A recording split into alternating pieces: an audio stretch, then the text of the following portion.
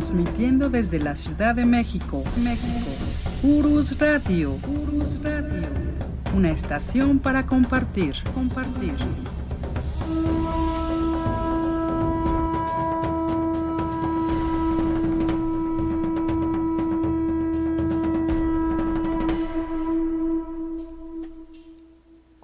Hola, ¿qué tal? ¿Cómo están, amigos de Urus Radio? Aquí estamos con ustedes nuevamente transmitiendo en vivo su programa de la verdadera historia de México. Los saludos, soy Doris y estamos hoy a 2 de octubre de 2023. 2 de octubre, no se olvida, profesor. ¿Cómo está? Buenas noches. Licenciada, buenas noches, amigos de Urus Radio, muy buenas noches. No esperaba la frase, licenciada, sí pega, sí duele. Efectivamente, 2 de octubre no se olvida, no lo olvidaremos.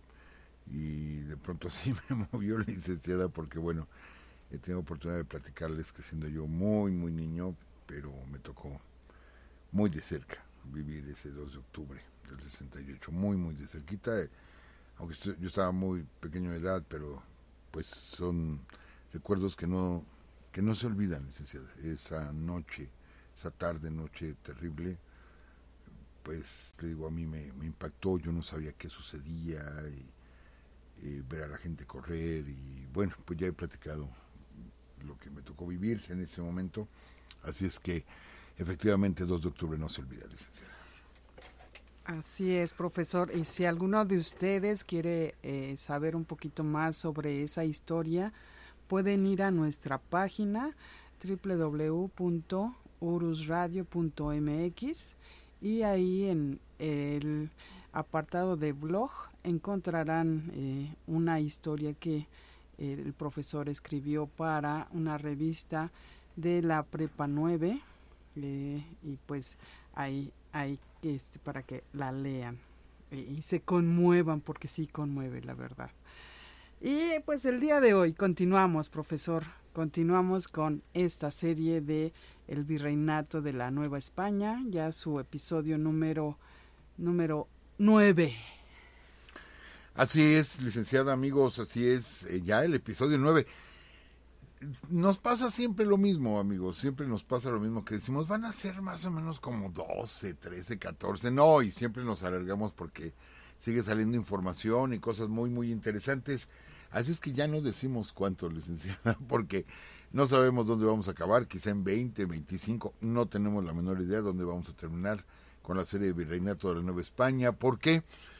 Porque vamos y venimos en el tiempo, porque hay que desarrollar un poquito el tema y luego regresarnos a un nuevo tema.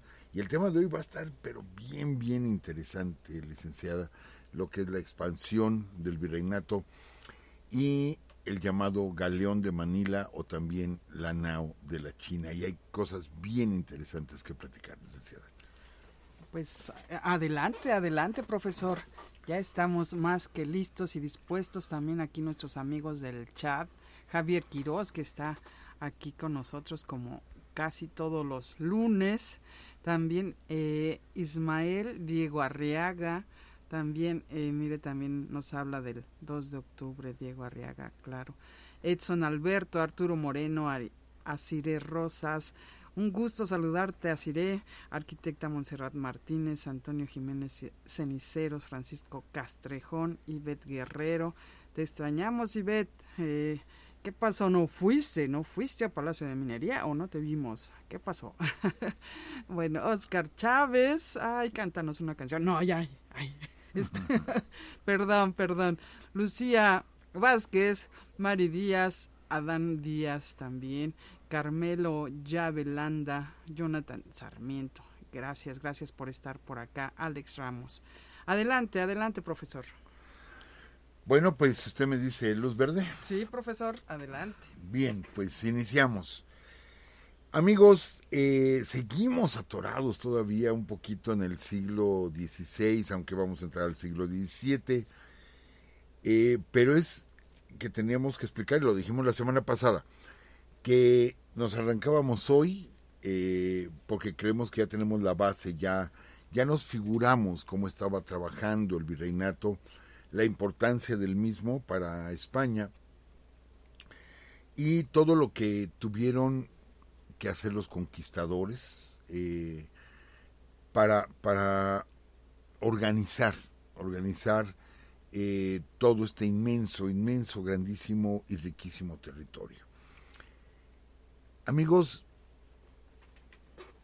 el territorio todavía no sabían hasta dónde llegaba y seguían los descubrimientos y seguían buscando rutas.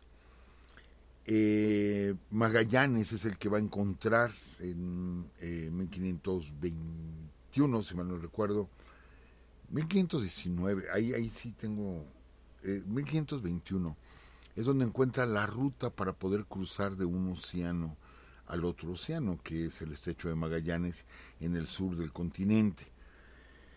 Sabemos que él va a encabezar esta expedición que sale de España y encuentra este estrecho, lo cruza y entra en el Océano Pacífico.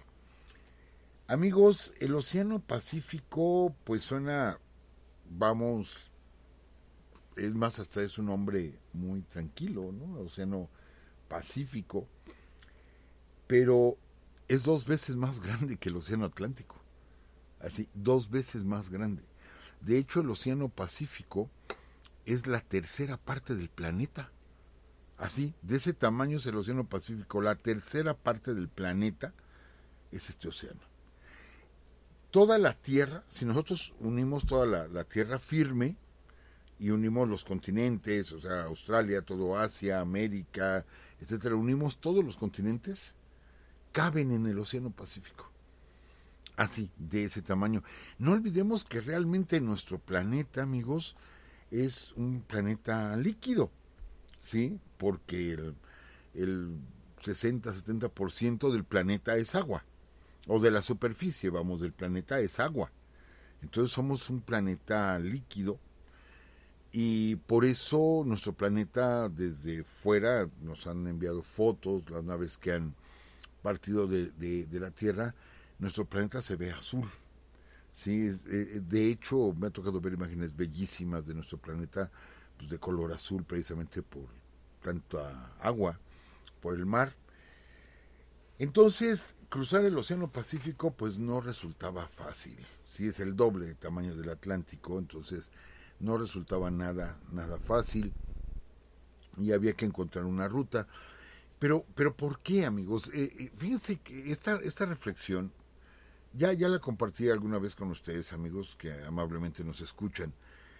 Es una reflexión que yo tenía en mi época de estudiante de secundaria incluso, que yo decía, bueno, ¿y por qué tanto estar buscando las especias?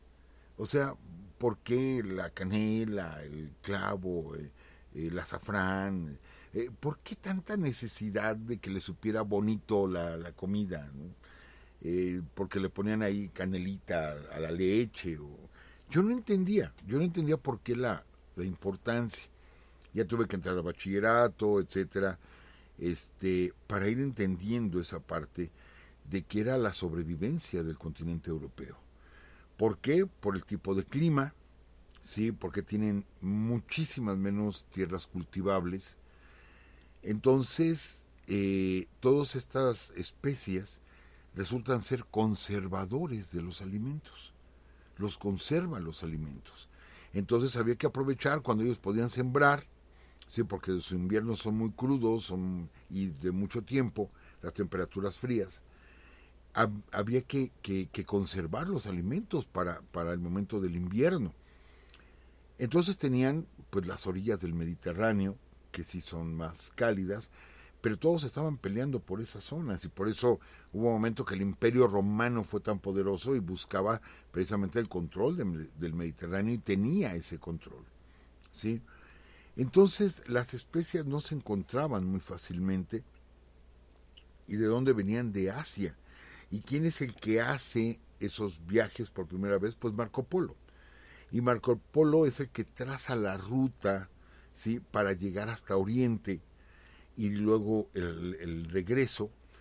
Pero pues hay que cruzar por el Imperio Musulmán, nada más y nada menos que por el Imperio Musulmán, que tiene un absoluto control, toda la que es la parte baja de Rusia, todo lo que es el Medio Oriente, etcétera, está totalmente controlado por los musulmanes, que no quieren a los europeos, ¿sí? Y que, bueno, recordemos lo que fueron las cruzadas, el recuperar la Tierra Santa, que sí hay un carácter religioso en todo eso, pero también era el tener el control de esa zona para poder comerciar con Oriente. Entonces Europa depende de Oriente. Y por eso la importancia, por ejemplo, de Constantinopla, que es la salida de Oriente, ¿sí? Es la salida, tienen que pasar por Constantinopla para poder entrar al mar Mediterráneo y poder llegar a Europa. Por eso eran puntos tan importantes, lo que es el Bósforo, por ejemplo, son puntos fundamentales, y así fundamentales, y ahí hubo muchas batallas y guerras para controlar esos espacios. De pronto viene el Tratado de Tordesillas, que ya dijimos, Alejandro VI es el que dicta este tratado y separa, ¿sí? Mediante una línea, dice, esto lo va a manejar Portugal y esto lo va a manejar España. Y a Portugal le toca África. A Portugal le toca África porque por ahí era la ruta para evitar a los musulmanes, a los árabes, evitarlos y llegar a Oriente. Entonces había que bajar, darle la vuelta a África, toda la vuelta al continente europeo, luego entrar al Océano Índico, ¿sí? Pasar por el sur de la India, y entonces ya llegamos al Oriente y es donde se puede comerciar. Pero el viaje es muy largo, es sumamente largo, y y les digo, darle toda la vuelta al continente africano y luego cruzar el Océano Índico no es fácil. Es la ruta que le dejan a los españoles, ¿sí? Perdón, la ruta que le dejan a los portugueses. Es la ruta que queda a cargo de Portugal, y los españoles, si quieren cruzar sus mercancías, tienen que pagar, ¿sí? Y son impuestos altísimos, o si no, tienen que comprarle todo a los portugueses, que son los que tienen el control de esa ruta, que aunque es muy larga, pero ellos tienen el control. Entonces España no puede crecer y los demás países, Holanda, Francia, etcétera, no pueden crecer. Y todo esto por el capricho del Papa Borgia. Así, fue su capricho y dijo, aquí divido esto, porque yo soy el representante de Dios en la tierra y yo los divido de esta forma, y pone una línea que lleva a la nada. Y de pronto descubrieron que no era que llevara a la nada, de pronto hay un continente ahí, hay un continente entero, que será posteriormente América. Y bueno, esa línea alcanza a cruzar lo que ahora es el territorio de Brasil, por eso ellos son colonizados por portugueses. Y el resto del continente, bueno, pues se le entrega a los españoles. Pero si se fijan, nuestro continente no es ancho, es largo. Y tenemos partes sumamente angostas, lo que es el istmo de Tehuantepec y lo que es Panamá, todo Centroamérica hasta Panamá, es la parte más angosta del continente, y de ahí se hace ancho el continente hasta que viene a cerrarse, pues ya rumbo a la Antártida, ¿sí? Que es la parte sur, la parte de Patagonia, la parte de Argentina. Entonces es un continente muy largo, pero desconocido. En ese momento era desconocido, y posteriormente para reconocer todo ese espacio fue mucho trabajo. Entonces, los españoles, ¿sí? Que sabiendo que los portugueses tienen el control de la ruta de África, y que aparte les dejaron colonizar o conquistar ese pico que es Brasil, ¿sí? Ese saliente de nuestro continente, pues tienen que encontrar una ruta para comerciar. ¿Por qué? Porque siguen en problemas con los musulmanes, los pudieron sacar de territorio español, pero ahí están los árabes, ahí están y siguen siendo muy poderosos los árabes. Perdieron esa parte de Europa, pero siguen siendo muy poderosos en el Medio Oriente. Entonces, ¿hacia dónde van? Pues esa fue la ruta de Colón. Bueno, pues vámonos hacia el oeste, ¿sí? Y bueno, pues ahí entran las historias de monstruos marinos, de grandes cataratas, donde el barco de pronto se iba a ir al fondo, y tantos mitos de ese tiempo. se topan con América, conquistan, pero ellos tienen que llegar. En ese momento reconocen que el mundo es redondo. Magallanes busca esa entrada, llega hasta las Filipinas, muere Magallanes de una flecha envenenada, y quien va a terminar el primer viaje de circunnavegación al planeta, pues va a ser Juan Sebastián Elcano. Él es el que comprueba que efectivamente nuestro planeta es redondo y que yendo hacia el oeste, ¿sí?, se pueden llegar a las ricas tierras de Oriente, que ellos normalmente decían hay que ir al este. No, pues yendo hacia el oeste también se puede. Y se confirma lo que varios navegantes habían dicho, entre ellos Colón, de que era una ruta, solamente que pensaban que era una ruta más corta, y no que se iban a topar con el inmenso océano Pacífico. Entonces, amigos, ya está trazada la ruta, ¿sí? Ya está trazada la ruta. Magallanes llega a las Filipinas, muere, sigue Juan Sebastián Elcano, pasa por la península de Malasia, luego bordea ya el Índico, la India, Ceilán, etcétera, le da la vuelta a África y por fin llega a España y dice, sí se puede pasar. Entonces, amigos, el problema ahora, ¿sí? El problema ahora es que están invadiendo zona de los portugueses. Caen exactamente en lo mismo. Ya podemos llegar a Oriente.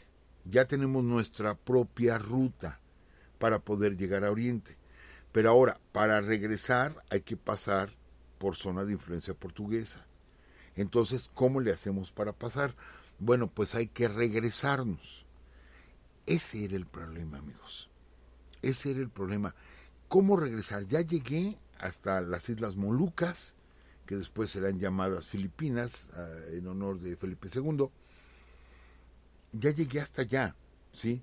Puedo llegar hasta Zipango, lo que hoy es Japón, puedo llegar a toda esa zona, pero ¿cómo me regreso sin tener que darle la vuelta al mundo? ¿Cómo lo hago?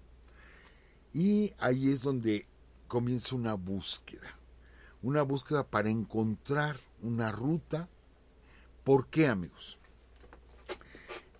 Porque son corrientes marinas, son corrientes, a lo mejor arriba vemos una hojita de un árbol que apenas se mueve, pero por debajo va la corriente, por debajo se están moviendo las corrientes y que tienen que ver con el clima de nuestro planeta, o sea, tiene que ver con fenómenos muy grandes de nuestro planeta.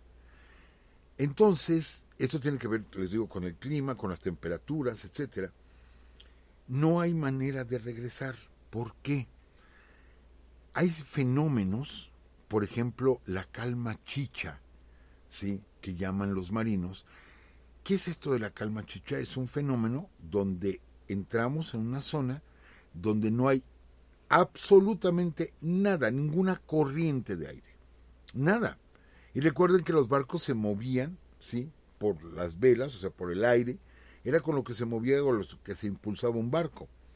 Ya no se utilizaban los barcos de remos, todo se hacía mediante el velamen.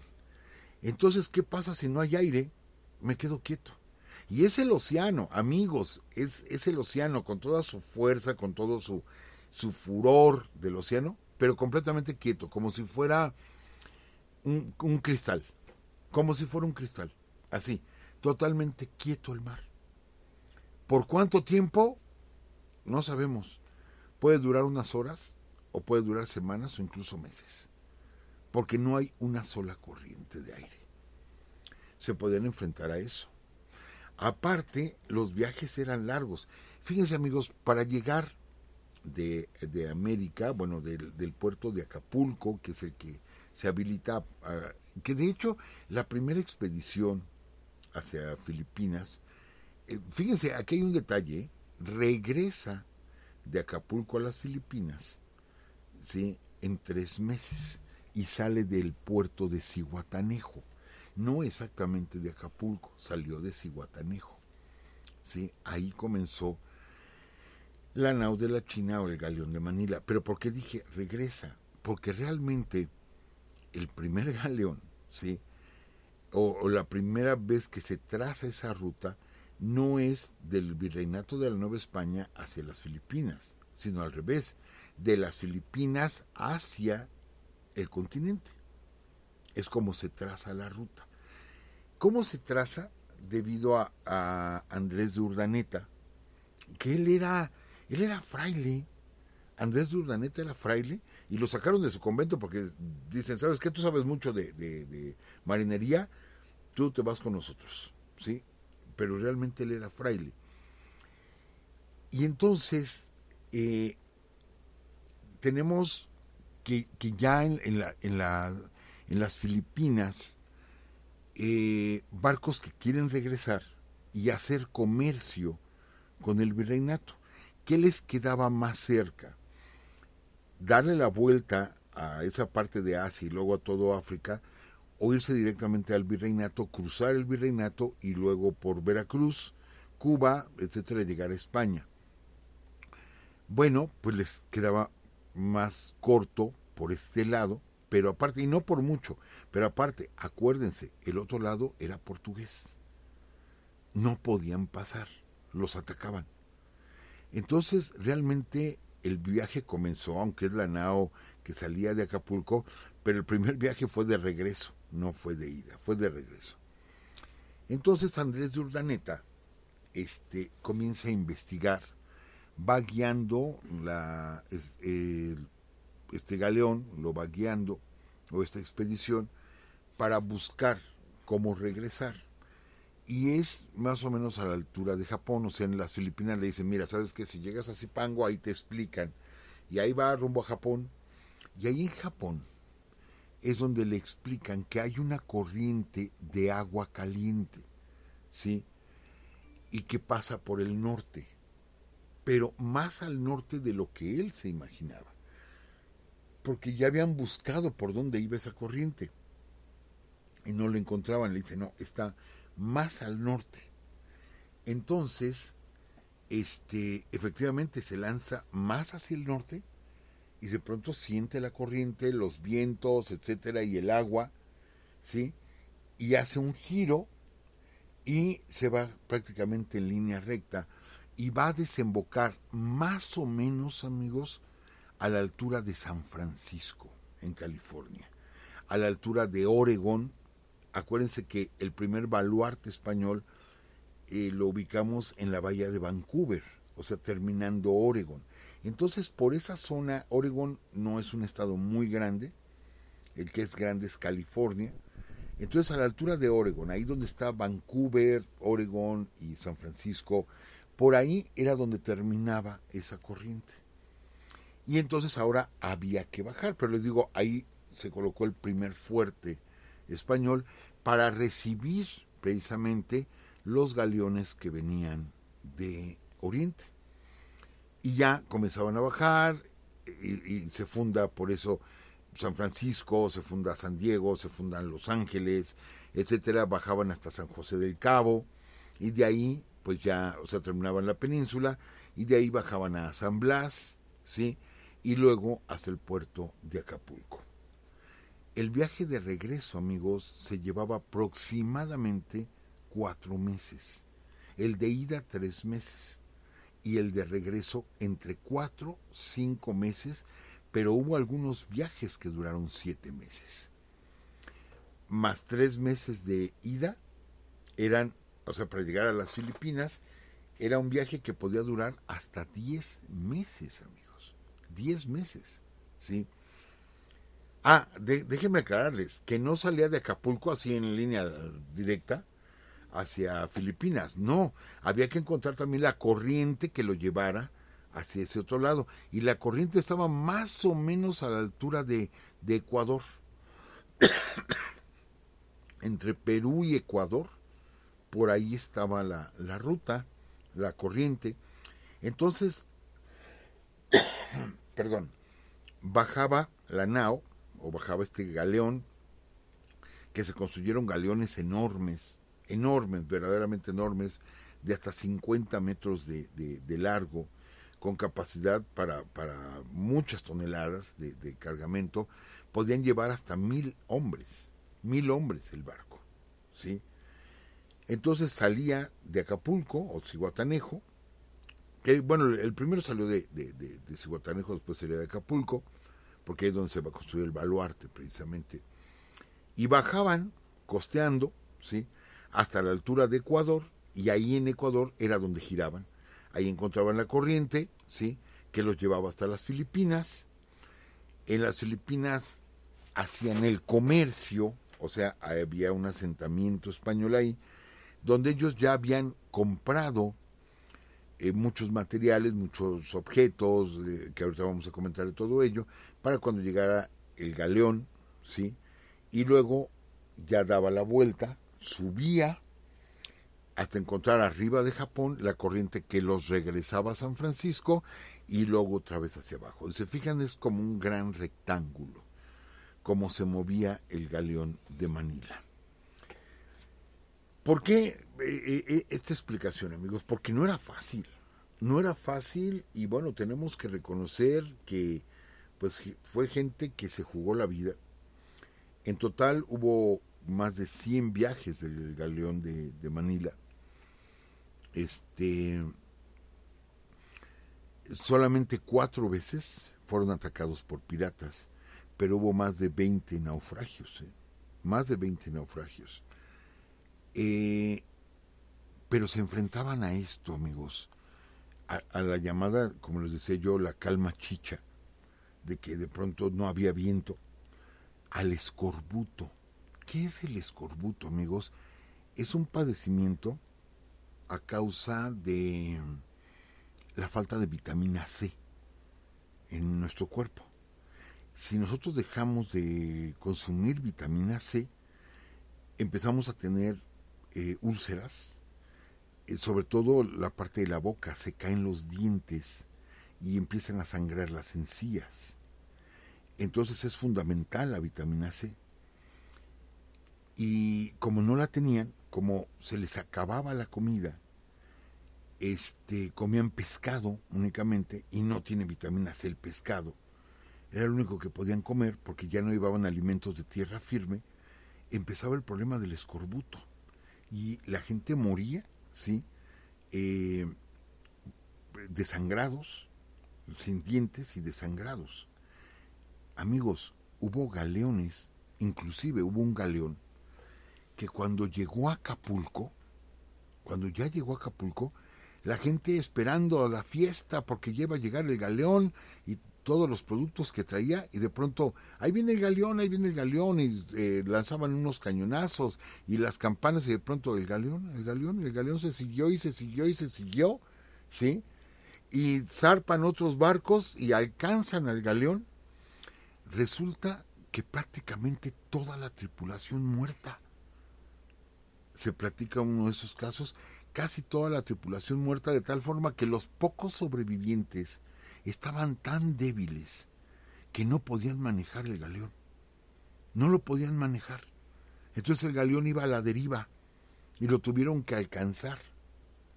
De hecho, les digo que el viaje de retorno era de 7 meses, inclusive de 7 meses. Era de 4, 5, 6, 7 meses.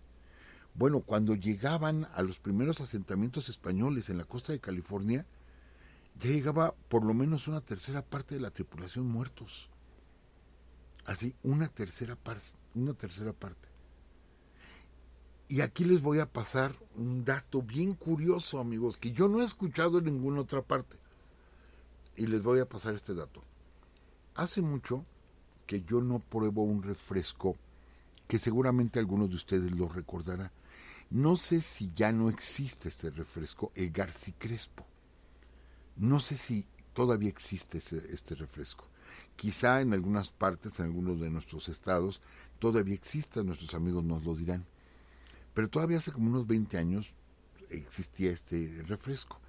Y había uno de ellos que era sabor limón.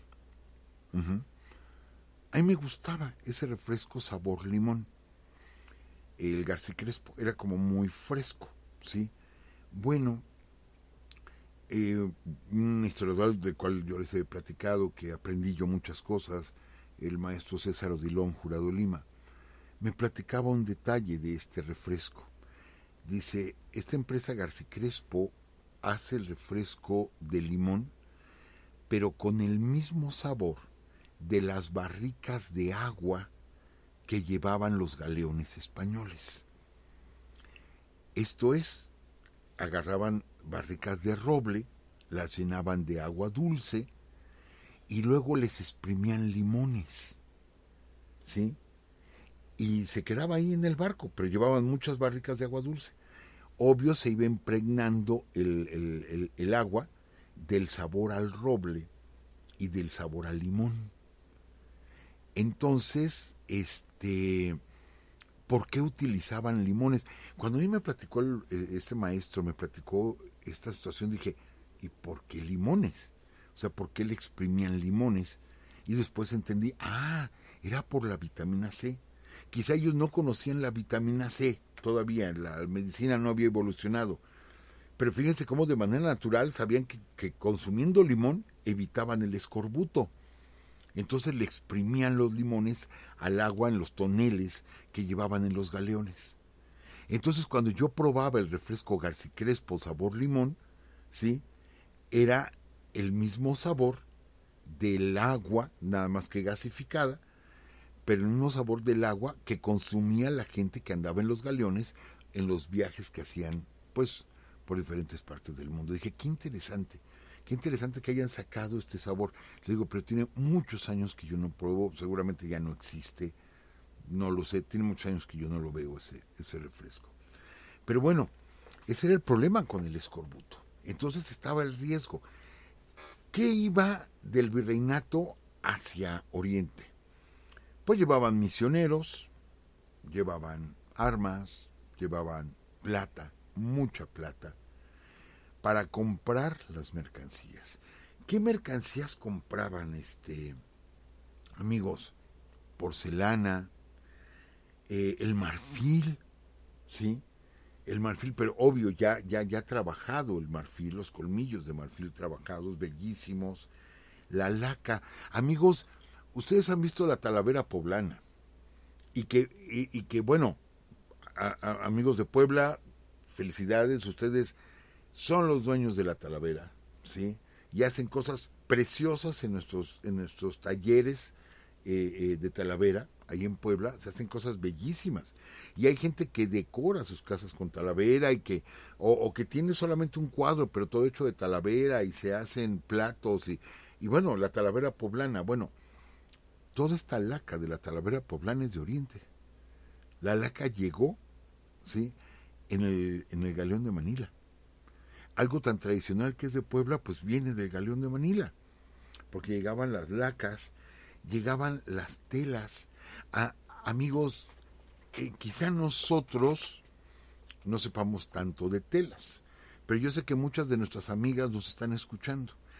Y cuando yo les digo, bueno, la seda es como que todo mundo conocemos la seda, pero si yo les digo a nuestras amigas, ustedes saben lo que es un tafetán. El tafetán es oriental, ¿sí? Es tela oriental. Lo que es el raso con el que se hacen normalmente los vestidos de novia, es la tela como más fina para un vestido de novia por el brillo de la tela. Bueno, el raso es oriental, ¿sí? El terciopelo, amigos, el terciopelo es oriental. Vean todas esas telas que han formado parte de nuestra vida, porque tenemos cojines que son de terciopelo. Claro, ya ahorita todo está mecanizado y lo hacemos aquí en México, pero estoy hablándoles de hace 500 años o 450 años o 400, ¿sí? De que esas telas no se podían elaborar aquí trabajábamos el algodón, no se podían elaborar esas telas. Entonces, nuestra tela, aunque es bellísimo, nuestros bordados, nuestros tejidos son bellísimos, pero aquí no producíamos seda. Aparte de que no teníamos esa industria, cuando esa industria surgió, fue prohibido que se hiciera en la Nueva España. Recuerden ustedes que incluso en contra de las advertencias del virreinato, Miguel Hidalgo puso talleres de seda, ¿sí? Porque ellos tenían el monopolio de la seda. Pero imaginemos el tipo de telas que se manejaban, ¿sí? Y de pronto tener tafetanes, tener rasos, terciopelos y seda. Amigos, la seda es un material tan delicado que, bueno, tenemos en México los famosos rebozos de Santa María. Y varios de nuestros amigos que nos están escuchando saben a lo que me refiero, ¿sí? Y varias de las damas que nos están escuchando igual saben a lo que me refiero. ¿Cómo se comprueba que un rebozo es de seda? Y sobre todo los famosos rebozos de Santa María, ¿cómo se comprueba, amigos? Porque tiene que pasar todo el rebozo por un anillo. Sin embargo, se extiende el rebozo y es muy ancho, pero de pronto uno lo dobla y pasa por un anillo. Imagínense lo fino que son esas telas. Bueno, pues todo eso nos llega de Oriente. Eso y mucho más. Porque nos llega la piña, nos llega el mango, que es de la India, nos llegan muchos frutos, ¿sí? Les digo, nos llega mucho material, nos llegan espadas, se hacían espadas allá, que después, bueno, las espadas famosas de Toledo en España, bueno, ganarían ese mercado. Pero muchísimas cosas, muchísimos bienes y tesoros que vienen en la nao de la China y que llegan hasta nuestro territorio. Ahora, bueno, el territorio de la Nueva España. Ahora, no todo se quedaba aquí. Que bueno, los comerciantes aquí en Ciudad de México iban y esperaban porque sabían perfectamente cada cuando llegaba la nao. No era todos los días, era una vez al año, porque aparte tenían que esperar clima adecuado y era una vez al año. Entonces iban los comerciantes a Acapulco y compraban y luego traían esos productos a la Ciudad de México. Pero una parte de esos productos no se vendía, sino que se enviaba, se cargaba en recuas, cruzaba Ciudad de México, llegaba a Veracruz, lo embarcaban y salía para España, ¿sí? Otra parte salía para el Perú, o sea, ya cuando se preparaba la siguiente nao, iba cargada con objetos que dejaban en Perú. O sea, la nao de la China también tuvo que ver en Perú. Y ya de ahí partían ya con sus bodegas vacías, partían hacia las Filipinas y otra vez hacer el viaje. Amigos, fue la primera ruta comercial, ¿sí?, globalizada en la historia de la humanidad. Fue la primera.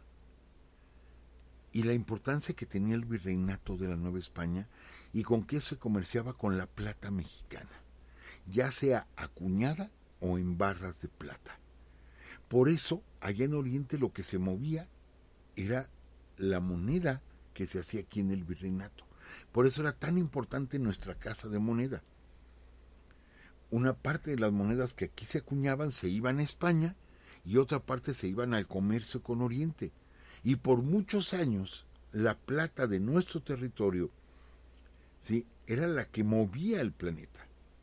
Lo que ahorita es el euro o lo que ahorita es el dólar, bueno, pues era la plata española, que bueno, era de nosotros y de la mina del Potosí, allá en Sudamérica. Y de muchas minas más, pues, o sea, eran, acuérdense que era de donde sacaban sus riquezas, de muchas minas más. Entonces, la importancia de la plata mexicana. Amigos, esto duró 250 años, pero casi como relojito, ¿sí? 250 años. Esto comenzó en 1565, el primer viaje, ¿sí?, de la nao de la China. Bueno, realmente es el galeón de Manila, pero a otra forma de decirlo es la nao de la China. No tocaba China, sino los productos chinos llegaban a Filipinas o a Japón. En sí no se tocaba el territorio continental y se le ha quedado como la nao de la China, pero realmente era el galeón de Manila. Entonces duró 250 años este comercio con Oriente. 250 años. ¿Por qué se detiene? Se detiene en 1815 y aquí vemos, entonces empieza como a armarse otro rompecabezas. ¿Por qué tanto interés de Miguel Hidalgo, sí, de decirle a José María Morelos, no sé si le hablaba de usted o de tú, supongo que de usted, don José María, la misión de usted es ir y tomar Acapulco, ¿sí? es tomar Acapulco. ¿Por qué? Para frenar la economía, o sea, para detener la economía del virreinato. Había que pegarle a la economía para que no se reforzaran. Y porque aparte, bueno, recuerden que en ese momento la invasión napoleónica, etcétera, estaban saliendo bienes únicamente para pelear contra los franceses allá en España. Nosotros les sosteníamos las guerras a ellos. Entonces, a ver, detengan el galeón de Manila. San Blas ya estaba tomado, la costa del Pacífico estaba tomado por los insurgentes, por Hermosillo, por pues, Belamo Torres, etcétera, y toda la costa del Pacífico, pero faltaba Acapulco, que era el más importante, ¿sí? De hecho, el último galeón de Manila no, no sabían que no podían llegar a Acapulco, porque Acapulco lo tenía Morelos. ¿Saben dónde desembarcaron las mercancías del último galeón de Manila? En la ciudad de Monterrey, California. Allá llegó el galeón y ahí le dijeron, ni avances, porque toda la costa del Pacífico, bueno, pues sí, toda la costa hasta Acapulco, todo está tomada. Y los insurgentes querían también esas riquezas. ¿Por qué? Porque las iban a comercializar y con esto iban a tener dinero. O sea, Hidalgo, nada tonto, supo perfectamente hacia dónde mandó a Morelos. Pero eso fue, bueno, 1815, que se suspende el galeón de Manila. Entonces estamos hablando de 250 años que comerciamos con Oriente. ¿Por qué la menciono, amigos? Porque de pronto decimos, y vuelvo a lo mismo, no es pelearme, nuestra ascendencia española. Sí, tenemos ascendencia española, es indudable. Pero yo les decía, esa ascendencia española, por lo menos la mitad, es árabe también. Entonces, de un 100% que yo soy mexicano, según esto yo soy 50% indígena, 50% español. No, ¿qué creen? Que ese 50% español, por lo menos el 25%, o sea, la mitad de ese 50%, pues es árabe. Pero aparte, yo aquí como mexicano tengo otro tipo de influencia. Y tengo la influencia oriental. Aquí quiero llegar a que nosotros como mexicanos, amigos, realmente tenemos una riqueza enorme. No solamente la riqueza mexicana, igual la española, la árabe, la oriental, y todavía nos falta la tercera gran fuerza en México, la fuerza africana, que casi no hablamos, ¿sí?, de los mexicanos que son afrodescendientes, casi no hablamos de ellos, y que es una tercera fuerza en México, y que bueno, no olvidemos que nuestro segundo presidente, Vicente Guerrero, fue afrodescendiente. Y no olvidemos cómo lucharon por nuestra independencia los afrodescendientes. Pero bueno, de eso lo mencionaremos después, cuando hablemos de los esclavos que fueron traídos a estas tierras. Vamos a hablar de capítulos posteriores. Nos regresamos, amigos. ¿Cómo dependeremos de la influencia de Oriente? Pues resulta que una ocasión, ¿sí?, por el año de 1609, una princesa, llamada Mirra. Esta princesa he leído en diferentes fuentes, unos dicen que era de la India, otros dicen que era de Mongolia al norte de China. Ella era una princesa y fue capturada, la hicieron esclava y luego la llevaron a Filipinas. Ahí en Filipinas la venden como esclava y viene en el galeón de Manila, va a llegar a nuestro puerto de Acapulco, y en nuestro puerto de Acapulco es comprada, por así decirlo, por un hombre apellidado Sosa, si mal no recuerdo, y es llevada a Puebla. Pero como tiene los ojos rasgados, y para nosotros todos los que tienen ojos rasgados son chinos, yo sé, hay camboyanos, vietnamitas, malayos, japoneses, coreanos, en fin, pero no, de pronto para nosotros ya es como una costumbre, tiene ojos rasgados, es chino. Y ella tenía ojos rasgados, pues es china, ¿sí? Entonces, cuando la llevan a vivir a Puebla, resulta que ella utiliza trajes muy coloridos, propios, ya sea o de Mongolia o de la India. Aquí es donde nos vamos más a la India, aunque les digo de otras versiones que dicen que era mongola. Este, pero ella, les digo, sus rasgos son de una persona de origen chino, ¿sí? Pero era de Puebla o vivía en Puebla y ella trabaja como sirvienta, pero no es maltratada, no es, no es victimizada.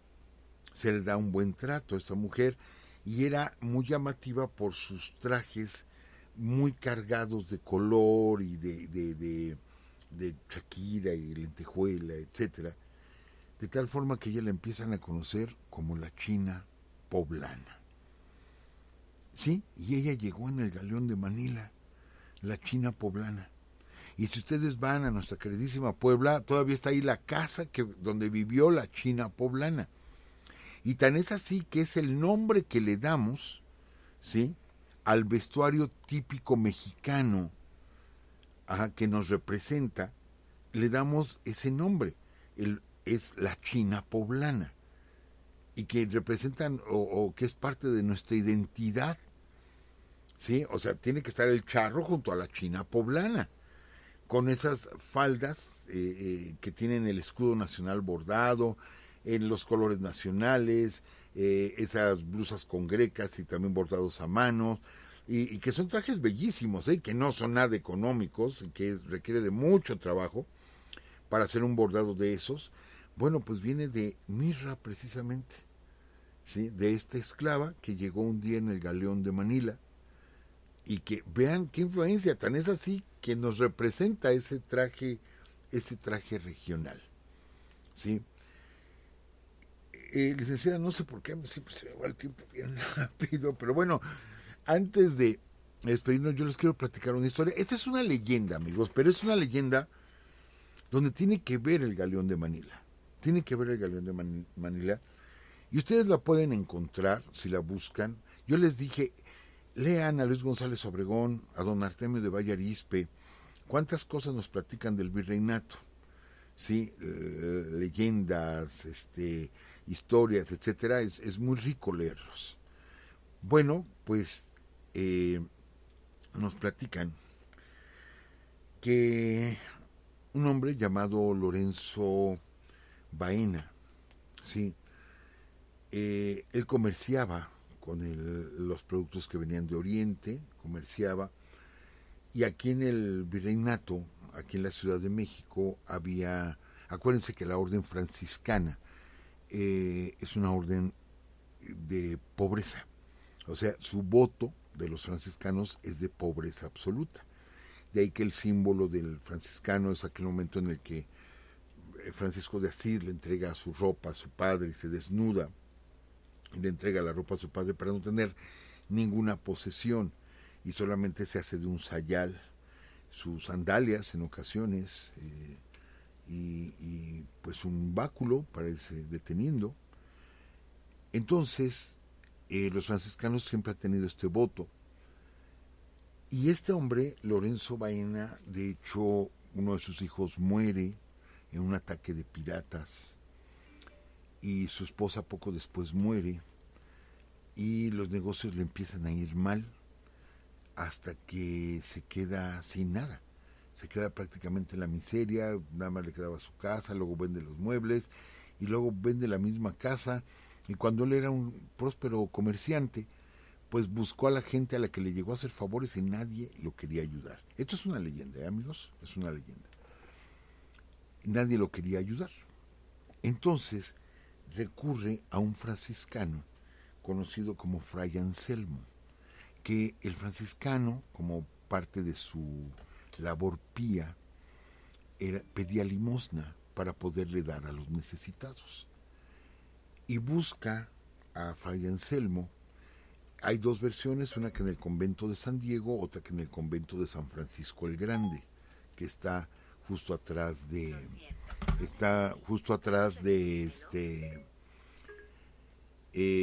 la Torre Latinoamericana, ¿sí? Entonces dice que Lorenzo Baena va, lo busca y le dice: Fray Alonso, he tenido una muy mala racha, murió mi hijo, murió mi esposa, por favor ayúdeme, présteme 500 pesos para poder otra vez levantarme, ¿sí? Y le dice Fray Alonso, pero es que yo no puedo hacer eso, yo no tengo nada, no olvides que soy franciscano y que nuestro voto es la pobreza.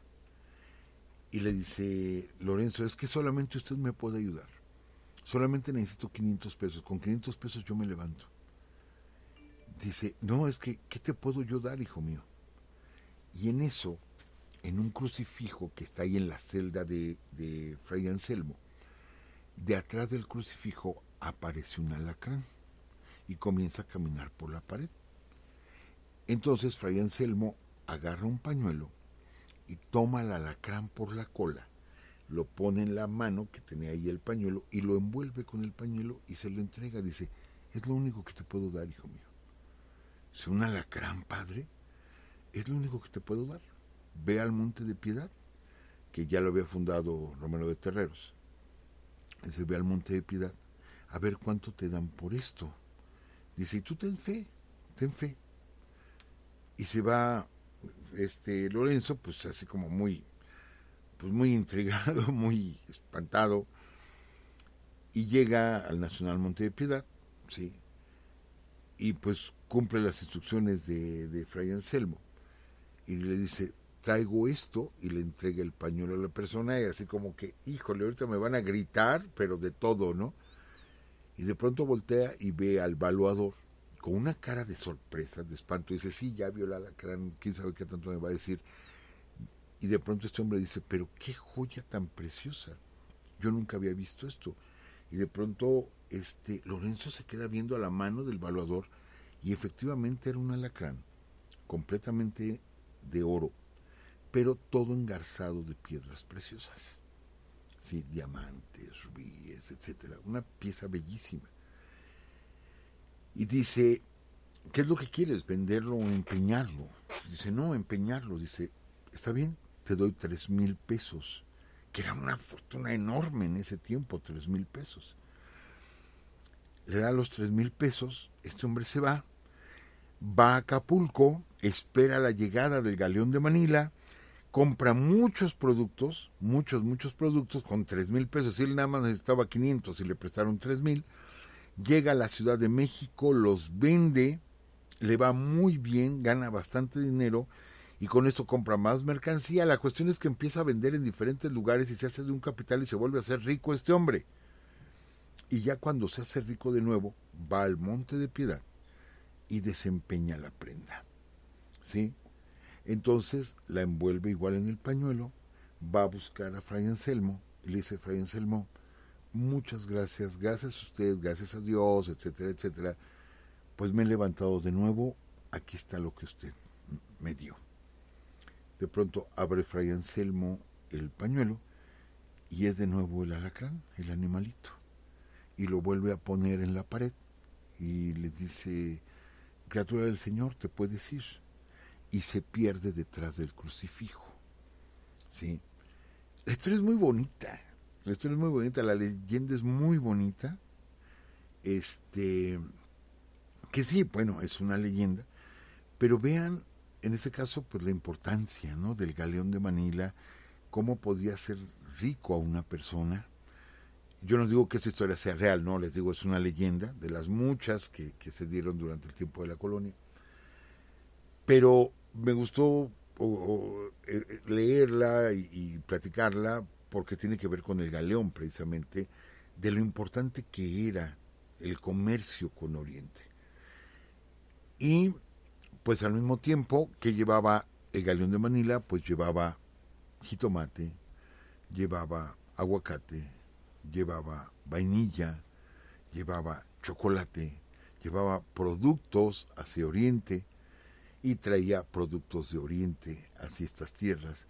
Y de pronto nuestro territorio, que en ese tiempo era llamado Nueva España, pues empezó a inundar el mundo de colores y el mundo de sabores y de olores. De tal forma que ahorita en todo el mundo, ¿sí?, están nuestros colores, olores y sabores, no solamente los nuestros, sino de otros pueblos, también de otras civilizaciones, pero México está ahí presente, ¿sí? El chocolate lo vamos a encontrar en todas partes y de aquí salió la vainilla, etcétera.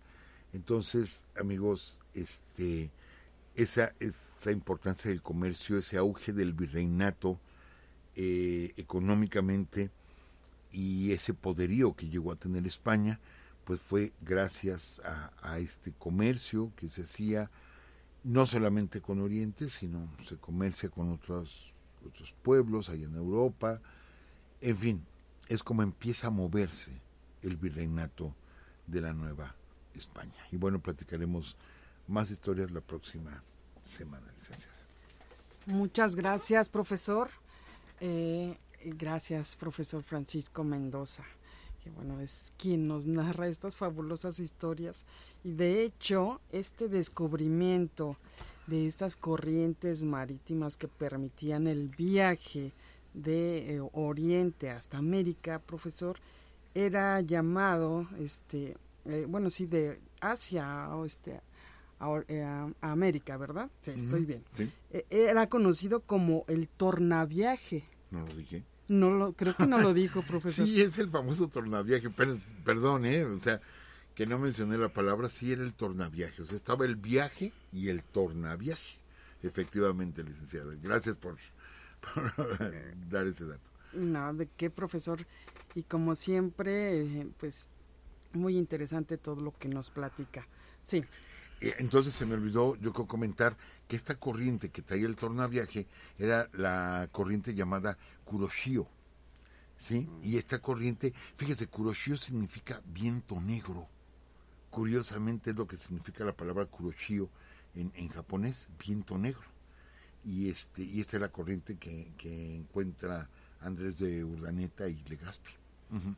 Okay, gracias, profesor.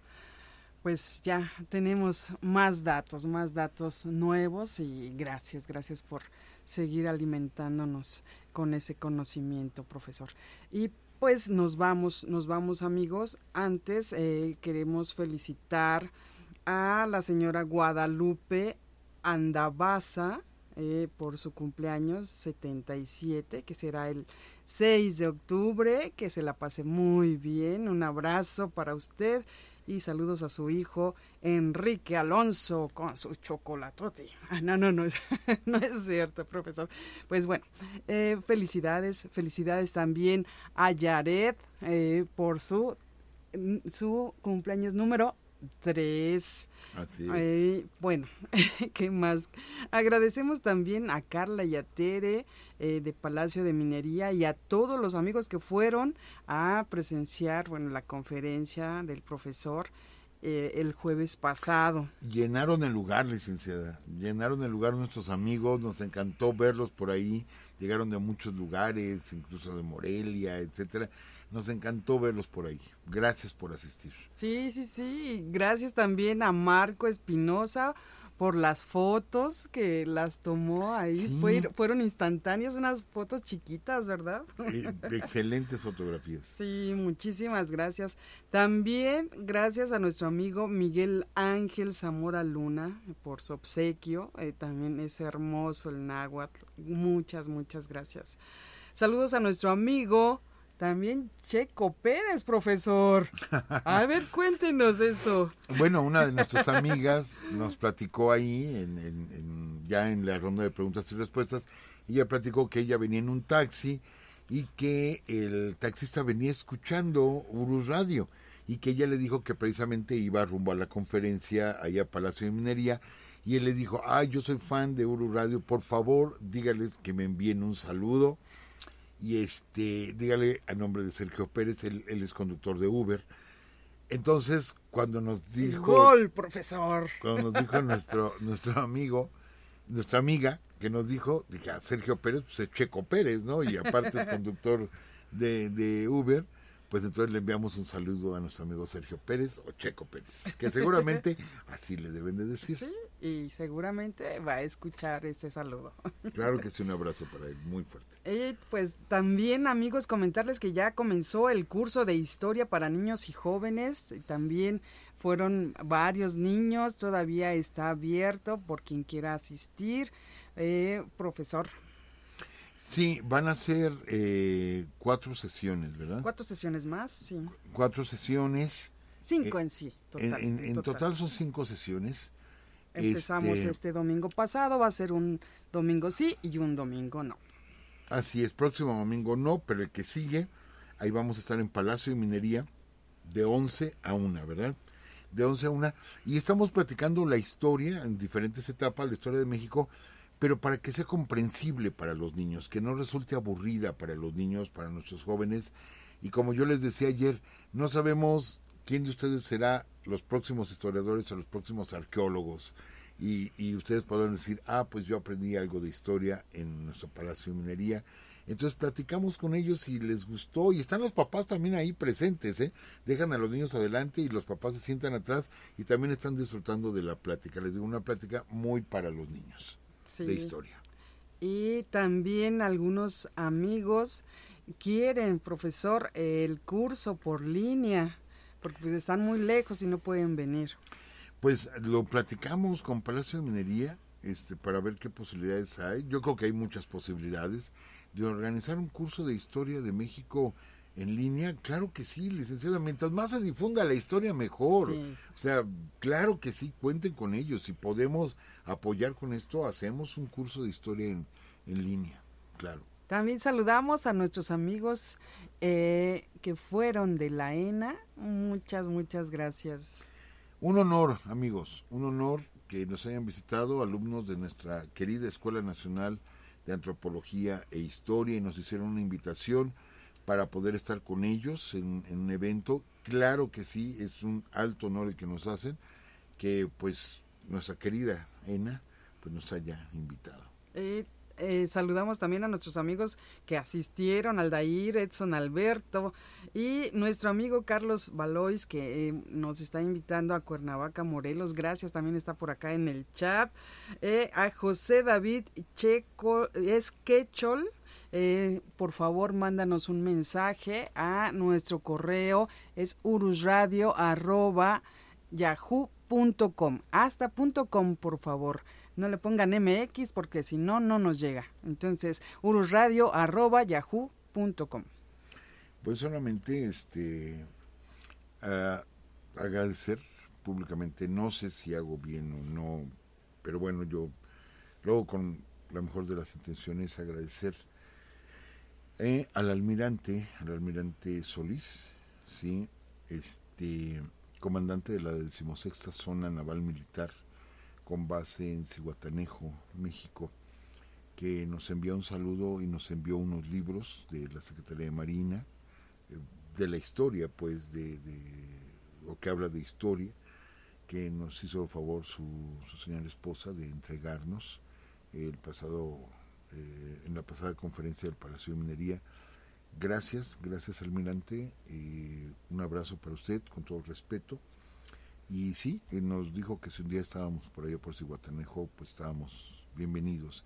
Es igual un honor, así como nuestros compañeros de la ENA, pues igual nuestros amigos de la Secretaría de Marina, Armada de México, que bueno, es historia viva, es historia pura, es historia viva nuestra Armada. Entonces, y hoy que hablamos tanto de barcos, ¿verdad? Así es. Pues forma parte de la historia. Entonces, que nos hayan hecho ese obsequio de unos libros, nos sentimos bien honrados. Así es, profesor. Nuestro amigo David Melgarejo dice que también la creían mística, la China poblana, y hubo una época en la que se regalaban estampitas de ella hasta el punto de creerla santa. Así es.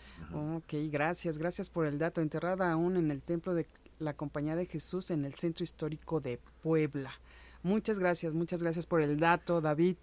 Y dice Andrei, el comerciante se llamaba Don Miguel de Sosa. Sí estaba yo bien, era Sosa la familia. Era Sosa, sí estaba yo bien. Ajá. Ok, pues gracias a todos ustedes, amigos. Por acá los esperamos el próximo lunes, ya saben, a las 10 de la noche, aquí en www.spreaker.com/user/Urus Radio. ¿Algún otro comentario, profesor? ¿Ya? No, pues no, que ya nos van a cobrar, licenciada. Otro poquito más. Sí. Y aquí seguimos. Gracias a todos ustedes, amigos, que nos acompañan lunes tras lunes aquí en el chat. Nos sentimos cobijados, sí. Dice Antonio Jiménez, Maribel Mansur cumple el 6 de octubre. Se pueden enviarle felicitaciones de favor. Claro, felicidades Maribel por tu cumpleaños. Y pues ahora sí nos vamos, que estén muy bien amigos, saludos amigo Carlos Valois, y pues nos vamos, ahora sí, nos vamos. No, esto porque dice nuestro amigo Carlos Valois, saludos licenciadores y profesor, un gusto poder recibirlos en Cuernavaca. Es que próximamente vamos a estar en Cuernavaca y haremos una banquetera en Cuernavaca. Así es. La próxima semana les damos los datos, ¿verdad? Así es, profesor. Vamos a estar, estaremos por allá y estamos haciendo todavía los arreglos con nuestro amigo. Y pues, vámonos, aquí los informamos. Que estén muy bien, cuídense. Y ahora sí, creo que sí nos pasamos demasiado, profesor. Cuídense. Un abrazote para todos ustedes. Hasta luego, amigos.